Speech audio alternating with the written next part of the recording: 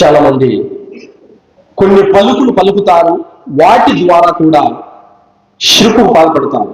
For example ఏమంటారంటే, అల్లా మీద మాత్రమే ప్రమాణం చేయాలి, ఏదైనా ఒక విషయం సత్యమైనప్పుడు అల్లా సాక్షిగా అని చెప్పాలి.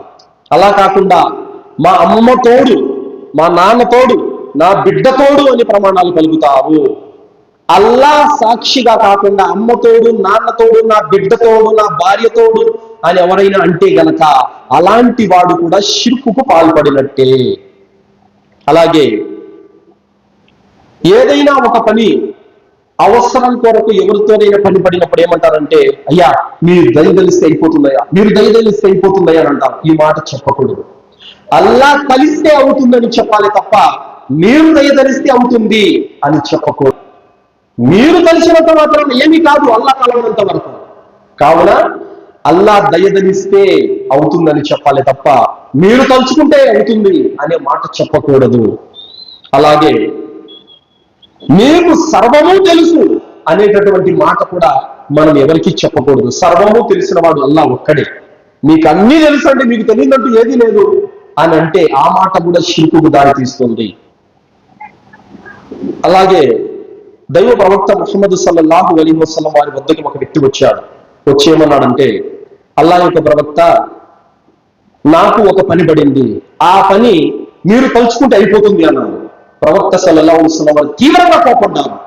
నేను తలుచుకుంటే అవుతుందని చెప్పొద్దు, అల్లా తలుచుకుంటే అవుతుందని చెప్పండి అని అన్నారు.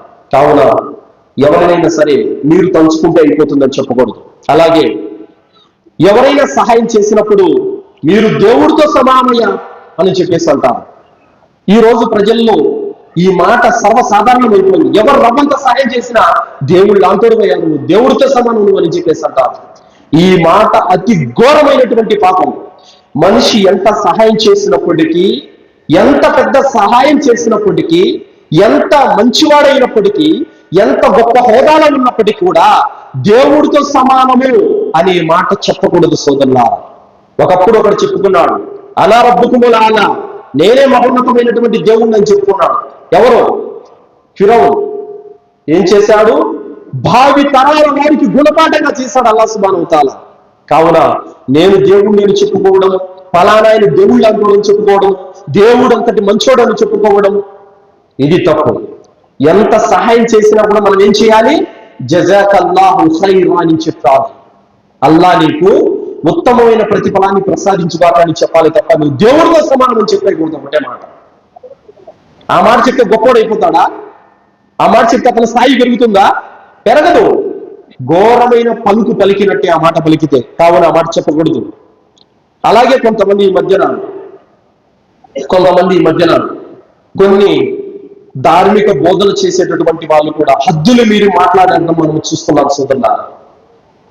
అల్లాను, ఆయన ప్రవక్తలు ఎగతాళి చేసి వ్యంగ్యంగా మాట్లాడినటువంటి దౌర్భాగ్యులు చనిపోతే వారి చావును ప్రగాఢ సానుభూతులు తెలియచేయడము, వారి ఆత్మకు శాంతి చేకూరాలని అల్లాను ప్రార్థించడము, అలాగే వారు దైవ సేవకులు, దేవుని దాసులని బిరుదులు ఇవ్వటము, తౌహీదు లోపాలు మనము ఇలాంటి వారిలో చూస్తున్నాము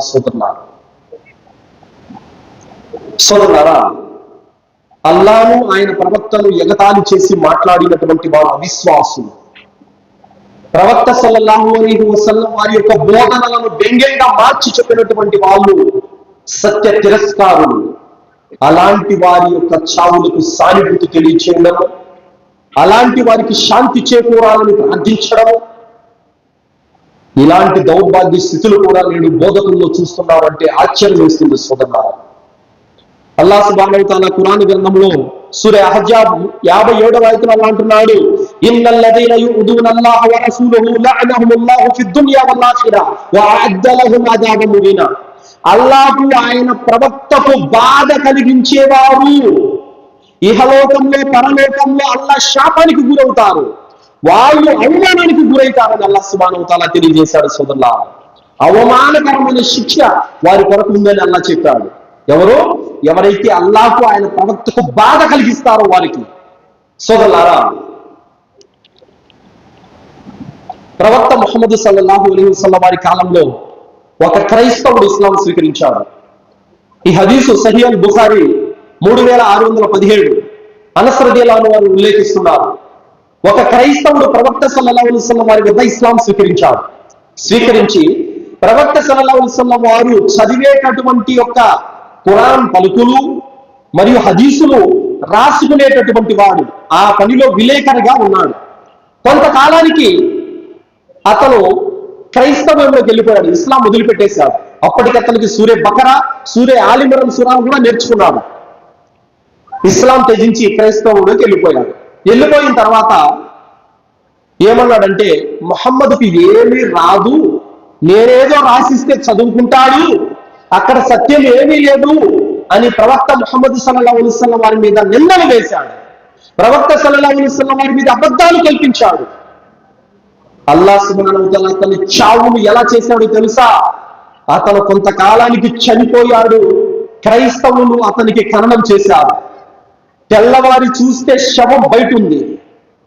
వాళ్ళు ఏమనుకున్నారంటే, ఇతను ఇస్లాం వదిలిపెట్టి క్రైస్తవంలోకి వచ్చాడు కదా, ఇది ముహమ్మద్ మరియు అతని అనుచరుల పని ఉంటాదని మరొక చోట లోతుగా తవ్వి పూడ్చిపెట్టారు. మళ్ళీ తెల్లవారి చూస్తే శవం బయట ఉంది. మళ్ళీ ఎంతకంటే ఎక్కువ లోతులో పూడ్చిపెట్టారు, మళ్ళీ బయట ఉంది శవం. వాళ్ళ యొక్క మతంలో జ్ఞానవంతులు గ్రహించారు, ఇది ముహమ్మద్ అతని అనుచరుల పని కాదు, ఇది దేవుని యొక్క శాపం ఇతని మీద పడింది, వదిలిపెట్టేయండి అని చెప్పారు. కుక్కలు నక్కలు పీకుతున్నాయి అతని యొక్క శవాన్ని. అవమానం. ఎవరైతే ప్రవక్తలు ఎగతాళి చేసి మాట్లాడుతారో, ఎవరైతే ప్రవక్త మాటలను వక్రీకరిస్తారో, ఎవరైతే ప్రవక్త యొక్క మాటలను వ్యంగ్యంగా మార్చి చెబుతారో, అలాంటి వారి కొరకు ఇహలోకంలో పరలోకంలో అవమానకరమైనటువంటి శిక్ష వారి కొరకు సిద్ధంగా ఉంది సోదరులారా. కావున ప్రవక్త ముహమ్మద్ సల్లల్లాహు అలైహి వసల్లం వారి యొక్క స్థాయిని గుర్తించాలి. ఆయన చిట్ట చివరి ప్రవక్త. క్రైస్తవులు కానీ యూదులు కానీ ఎవరైనా సరే ప్రవక్త ముహమ్మద్ సల్లల్లాహు అలైహి వసల్లం వారిని విశ్వసించకపోతే వారికి స్వర్గం లేదు, వారికి పరలోకంలో మోక్షం లేదు. ప్రవక్త సల్లల్లాహు అలైహి వసల్లం వారిని విశ్వసిస్తేనే వారికి స్వర్గం ఉంది సోదరులారా. కావున అలాంటి సత్య తిరస్కారులు చనిపోతే ఎవరో కొందరు వెళ్ళి ప్రగాఢ సానుభూతిని తెలియజేయడము, వాళ్ళ ఆత్మకు శాంతి చేకూరాలని ప్రార్థించడము, ఇలాంటి తౌహీద్ అకీదా లేనటువంటి ఒక బోధకుల మాటలు వినకూడదు సోదరులారా. మీరు కూడా మార్గం తప్పుతారు. ఎప్పుడైతే తౌహీద్ అవగాహన ఉంటుందో, ఏది చెయ్యొచ్చు, ఏది చేయకూడదు, ఏది మాట్లాడచ్చు, ఏది మాట్లాడకూడదు గ్రహిస్తాడు సోదరులారా. కావున తౌహీద్ అవగాహన అనేది ప్రతి ఒక్కరికి అవసరం.